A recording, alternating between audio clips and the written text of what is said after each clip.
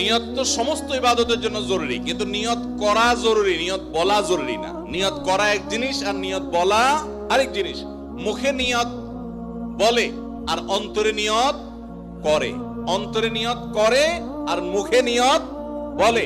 ইবাদতের মধ্যে নিয়ত করা ফরজ, রোজার জন্য নিয়ত ফরজ, নামাজের জন্য নিয়ত ফরজ, কিন্তু নিয়ত বলাটা ফরজ বা সুন্নত কোনোটাই না।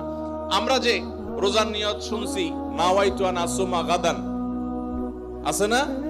বিভিন্ন আপনার ক্যালেন্ডারেও লেখা থাকে, ভিত্তিহীন।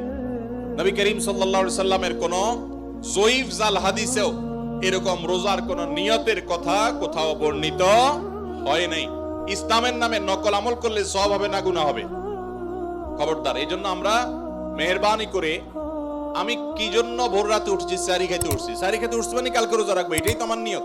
মনের ইচ্ছা আছে, ইন্টেনশন আছে, এটাই নিয়ত। মুখে আলাদা নিয়তের উচ্চারণ দরকার নাই।